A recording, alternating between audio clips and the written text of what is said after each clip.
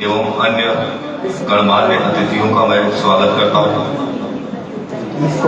मुझे आज रुस्तम सर की बदौलत ये सौभाग्य प्राप्त हुआ है कि मैं भारत की भाषाई विविधता एवं मातृभाषा के महत्व पर ये व्याख्यान दे सकूं। तो मैंने इसके विषय में कुछ अध्ययन किया और कुछ जानकारियां मुझे मिली जो मैं आप सबके साथ साझा करना चाहता हूं। भाषा का महत्व क्यों है? भाषा जो है वो संस्कृति का एक अभिन्न अंग है। भाषा संस्कृति का द्योतक है, संस्कृति का एक घटक है। तो यदि हमें भाषा की महत्ता समझनी है तो संस्कृति की महत्ता भी समझनी होगी। तो एक सूत्र है, संस्कृति एक सूत्र है। यदि हम संस्कृति को पहचान जाएंगे तो भाषा से जुड़ने में हमें कोई दिक्कत नहीं होगी। जैसा कि हमारे प्राचार्य जी ने बताया कि अंग्रेजों ने हमारे देश पर 200 वर्षों तक शासन किया और उन्होंने हमें कई आधारों पर बांट दिया, कई आधारों पर बांट दिया। जातिगत आधारों पर बांटा, धर्म के आधार, मजहब के आधार पर बांटा, भाषा के आधार पर बांटा, प्रांतों के आधार पर बांटा। तो भाषा जो है वो एक बांटने की चीज नहीं है, यह विभाजित करने की चीज नहीं है, यह जोड़ने की चीज है। यह एक मनुष्य को दूसरे मनुष्य से जोड़ती है। आप ध्यान दीजिए, जब कहीं अगर क्रिकेट मैच होता है या राष्ट्रीय महत्व का कोई खेल होता है तो सभी प्रांतों के, सभी धर्मों के, सभी जातियों के लोगों की भावनाएं अपने आप भारत की टीम के साथ जुड़ जाती है। तो वो कैसे जुड़ती है? अपने आप को लोग एक महसूस करते हैं। मैं देखता हूँ दर्शकों में जो भी रहते हैं उनके पहनावे अलग होते हैं, उनकी भाषाएं अलग होती हैं। कोई चेन्नई का होता है, कोई बॉम्बे का होता है, कोई मुंबई का होता है, लेकिन फिर भी वो सब एक साथ मिलकर के उसको सेलिब्रेट कर रहे होते हैं। तो ये जो है यही चीज भाषा में ही पाई जाती है। भाषा में जो है संस्कृति के सूत्र है, विद्यमान है, उन्हें हमें पहचानने की आवश्यकता है। तो अंग्रेजों ने हमारे साथ क्या षड्यंत्र किया, जो मैं देख रहा था, तो कई जगह मुझे जो भाषाओं का वर्गीकरण मिला उसमें कुछ भाषाओं को आर्य भाषाएं बताया गया और कुछ भाषाओं को द्रविड़ भाषाएं बताया गया।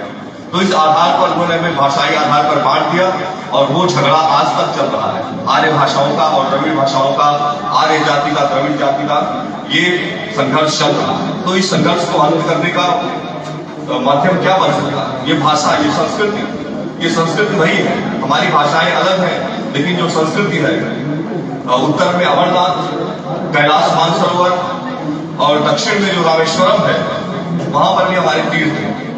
तो इस संस्कृति को हमें पहचानना होगा। और इस संस्कृति की जब मैं सोच रहा था इस संस्कृति के बारे में, तो उसके बहुत ही महत्वपूर्ण घटक के बारे में मैंने सोचा, जो यहाँ के महाकाव्य हैं, जिनके नायकों ने उत्तर से लेकर दक्षिण तक यात्राएं की हैं, पद यात्राएं की हैं, पूरे देश में वो घूमे हैं, एक छोर से दूसरे छोर तक गए हैं, वो हमें जोड़ सकते हैं। रामायण की अगर हम बात करेंगे तो आप देखेंगे कि रामायण में हर भाषा में जो है रामायण लिखी गई है, यहाँ तक कि उर्दू में लिखी गई। आज मैं सुबह पढ़ रहा था, चकबस्त एक उर्दू के कवि है जिन्होंने उर्दू में उसका बाकायदा अनुवाद किया, तर्जुमा किया है रामायण का। तो कुछ क्योंकि रुस्तम सर ने मुझे कहा था संक्षिप्त भाषण देना है, तो इसीलिए इसको उन्होंने ये भी कहा था कि आपको जो है कुछ हर भाषाओं में कुछ बोल करके सुनाना है। मैं सोचता रहा कि क्या मैं सुनाऊं, मुझे तो और भाषाओं का ज्ञान है नहीं। तो उसके लिए मैंने जो है कुछ चीजें मेरे दिमाग में आई, तो मैं वो सुना देता हूँ रामायण से ही, क्योंकि रामायण का हर भाषा में अनुवाद किया गया है, तो उसके ही कुछ लाइनें मैं हर भाषा में सुनाता हूँ। तो आप सुन लीजिए उसको। संस्कृत में वाल्मीकि ने लिखा, यावत् स्थास्यन्ति गिरयः सरितश्रमहीतले तावत् रामायणी कथा लोकेषु प्रचलिष्यति। यावत् स्थास्यन्ति गिरयः सरितश्रमहीतले तावत् रामायणी कथा लोकेषु प्रचलिष्यति। फिर रंगनाथ जो कि तेलुगु के कवि हुए, उन्होंने तेलुगु में जो है रामायण लिखी, और उसमें उन्होंने क्या लिखा, तेलुगु में लिखा,